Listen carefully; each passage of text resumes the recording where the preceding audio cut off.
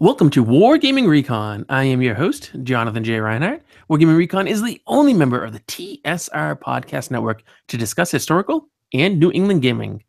This is a very special recast of the podcast. And if you're not familiar with what that is, at this time of the year, we kind of quiet down and we shut down our normal show, but we give you not one, but two best of episodes where you get the original episode, but then you get this extra content in the beginning where we just kind of reintroduce what the episode was and why it's being chosen as a best of episode for the season.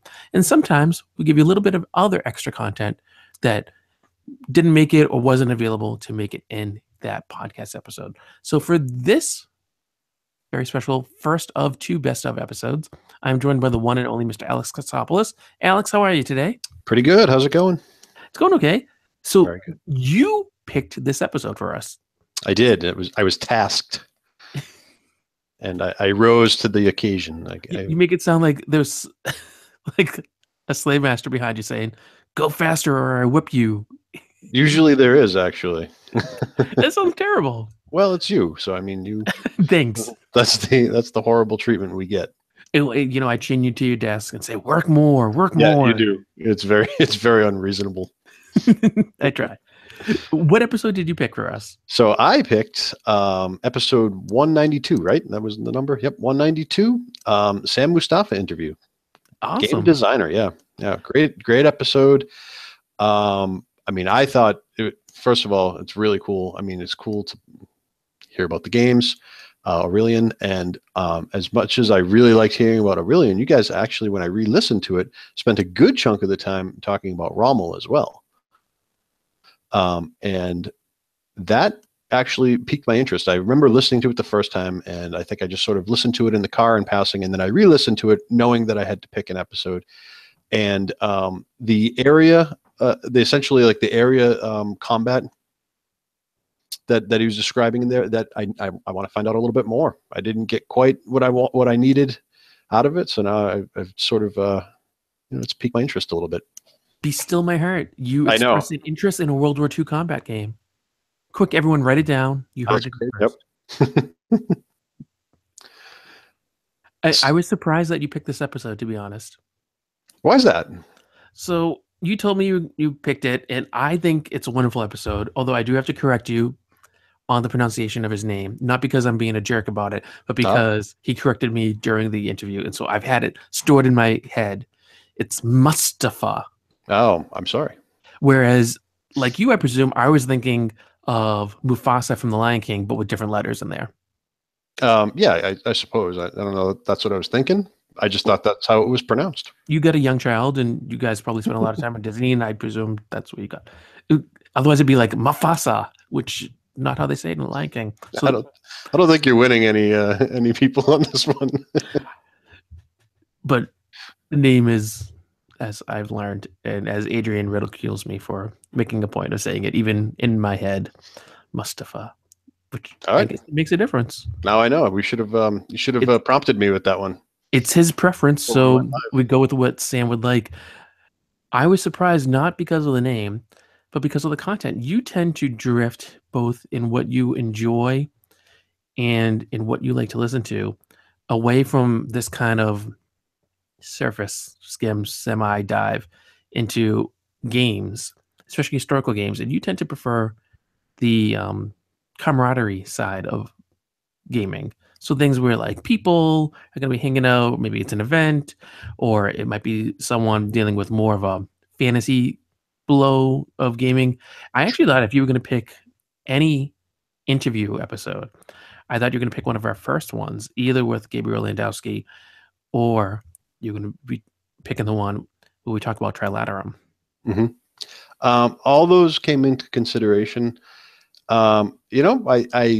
This one stuck with me, and it was because when I re-listened, some of the design ideas were again reintroduced, and they became fresh to me. And I was, you know me, I kind of fancy myself a little bit of a designer.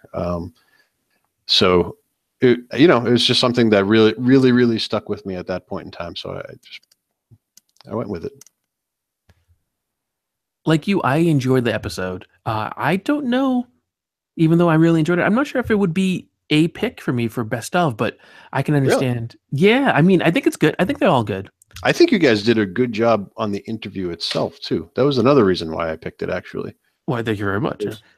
No, I thought, I mean, not being critical, but there's some times where you don't get as much info from the guest as maybe you should. And I thought this was one of the times where you really, really got a lot, a substantial amount of stuff. One of the reasons as well. I thought it was pretty good. This one marks, I mean, we've been really lucky to have a lot of guests on the show and people who I would consider known throughout the industry.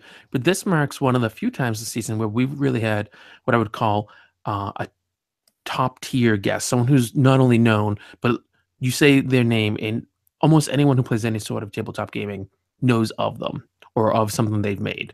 Whereas with some of the other individuals, you really have to be a little bit more of a niche gamer to really know who they are and what they've done. Sure. Um, not to say that any of them aren't good. They're all pretty amazing people, actually, and all very talented in their own ways. But Sam's like saying, we had Tom Hanks on the show. Like people who know Sure. Tom Hanks, you know what I mean? That also played into my pick. I thought I'm not going to lie. you like Tom Hanks, and there you go, and that's okay. It's good to showcase your Tom Hanks. It is. I think it's a good episode. I enjoyed it. And one of the things I appreciated with Sam is he does audio recordings. He refers to them as a podcast. Like technically not a podcast, but that's okay. And he's familiar with what one needs for audio content. And so he was aware of things on his end. And unfortunately, with our industry here, not everyone is as aware of the technical side of stuff because it's very hands-on sort of thing. Cottage industry kind of stuff. So when you say, "Oh, we're going to do this recording" and so forth, some people just kind of blank on you, and it's hard. But it's our job as podcasters to make it easy and to walk people through it. And so it's something we try to do. And we try to do really well. But with Sam, we didn't really have to do any of that. He had the equipment. He was all set up. It was great. It was good to go. Right. So Right. that was one thing I really liked. But I was very excited because Aurelian is one of my new favorite rule sets, and I was just kind of enjoyed chatting with Sam about it. And it didn't feel like we were doing an interview. It just kind of felt like we were hanging out. And I think that's something we'd like to convey. Yeah, you really do like those rules. We've talked about that a lot. And I want to get a session at least to play through because I haven't. I've read it Because you don't. because I haven't played it yet. I have read it, and like Adrian, even in the podcast, he sort of mentions some critiques and some things that that don't seem as clear. And you said it really clears up when it plays, as did he in the podcast. So I got to get my hands on it as well. Yeah, the both of you succumb to something Sam said in the episode that drives me crazy as a game designer. When someone will play something once or just look at the rules and then write a review on their blog or spend all this time on his forums and just really critique them or ridicule stuff and think that he hasn't playtested it as much. He spends hundreds and hundreds of hours with all sorts of play groups everywhere, and someone's like, I'm just going to read the rules and I'm going to play it once and I know better than you do, and then they suggest all these alterations. People really need to spend more time with it, and in the past we haven't always been as great with that as I would like, but we really try to, and unfortunately not everyone else in the podcasting world spends as much time as they would perhaps need to for this kind of stuff. It was great for Sam to say that and to kind of stress the importance of it, because like you said, you came at this more of a game designer kind of view, and I think it's really important for anyone who wants to make a game or even just to run a game at an event to know that you really have to spend significant time with what you're doing instead of just be like, I'm just going to do it off the cuff, because some people could do it, but most people need to do a little bit more homework before they dive into it. Sure. It was a pretty interesting episode. I just want to say that I think that there's degrees, not to get too tangential on this whole thing of, there's people that read the rules and write a review based off of it. There's people that read the rules and then say, oh, well, you should have done this, or why didn't you do that? In my case, and I think in Adrian's case, I'm going to play a little defense here. It was more just like, I don't know if this is for me. And then clearly in Adrian's case, he played it and said, oh, it is, and I suspect once I do it, I'll probably feel the same way. Maybe I'll have some things where I'm like, well, why didn't this or whatever? But I promise I won't email him. Yeah, I mean, I think there's degrees to that nitpickiness. Um, and I do think, I kind of differ. I do think you can read rules and get a sense of whether or not you're gonna like it or if it jives with you. Because there's mechanics. I've played enough games where there are just mechanics that I'm kind of just not into, and it doesn't mean that Aurelian has that. I'm just saying that if I saw a certain type of mechanic, I might not be as inclined to be like, "Yay, let's play it." No, I think you're right on that, but Sam's point wasn't about whether someone would like it. It was about whether it was a good game or it played well. Do the Sure, right? mechanics work? Yeah, And I fair. think when Adrian looked at Aurelian, there was one particular thing that I recall, which I'm not going to spoil because it's in the episode, but this one particular mechanic that he thought the game just wouldn't work with it because you would basically have a foregone conclusion every single time when this certain event happened, which Right. is a common phase of the game. So you can Hmm. have that phase every turn. And he's like, why bother? Because you're gonna know what happens. There's no fun in that. And it turns out there are some things that weren't as apparent during his read through.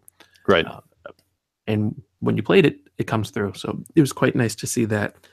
And to have Sam stress the importance of that, because I think it's important for all of us to hold ourselves to a higher standard to Right. this kind of stuff.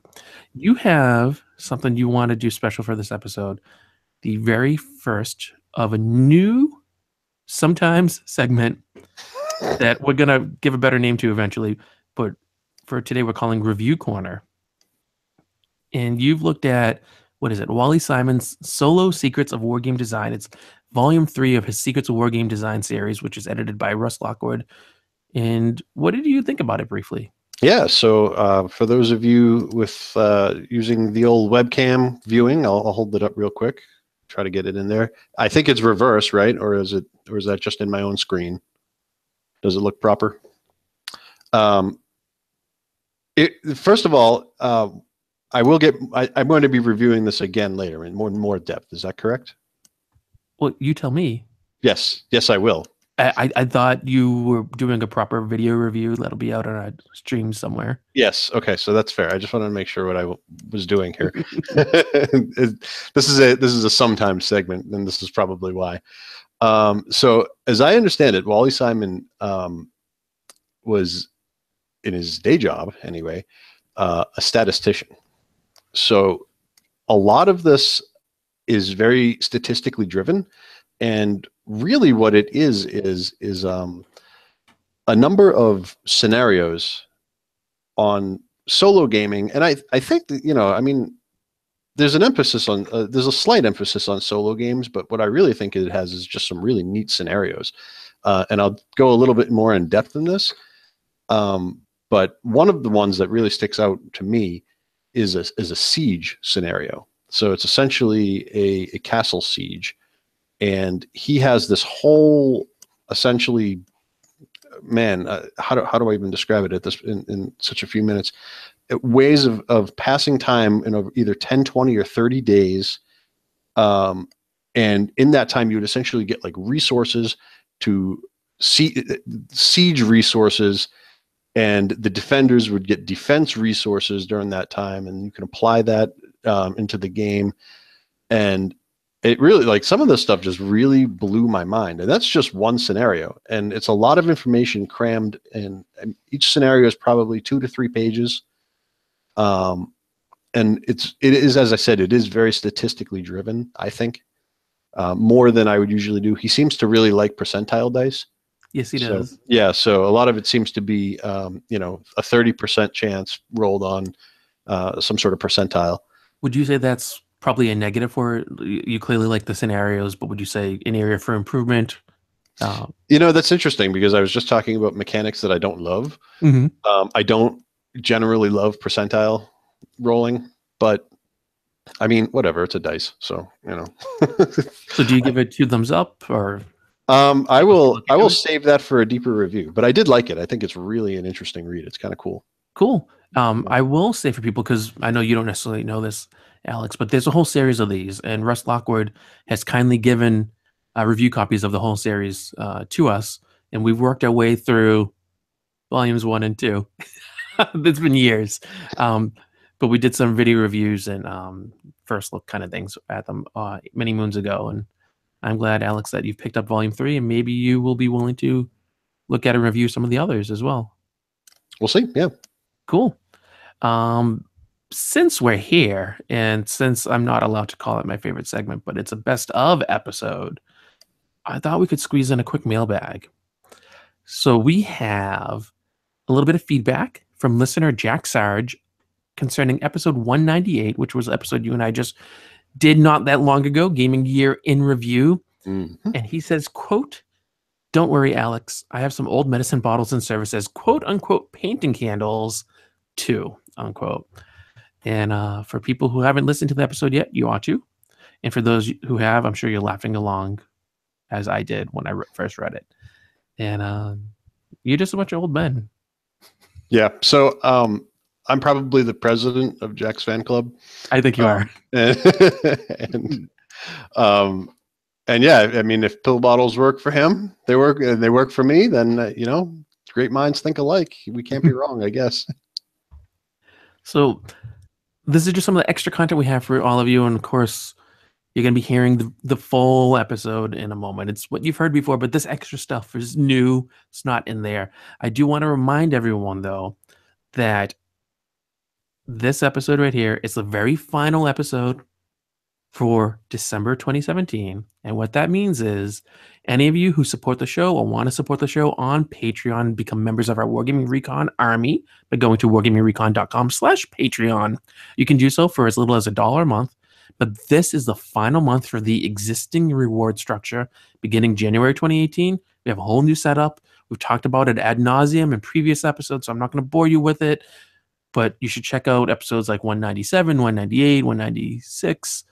In the tail end of those, you'll find stuff, and it's also in our Patreon feed. It's been on our Facebook page. You can find that all there, and it's in the fan club Facebook group as well. I suggest you take a look at that and just see what some of that stuff is, because I think you might enjoy what we're doing over on Patreon and enjoy participating.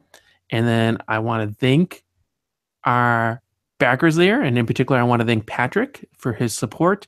And I also want to remind all of you that although this is our Christmas present to you, because this, of course, comes to you on December the 25th, that you'll get another best of episode releasing on January 8th, 2018.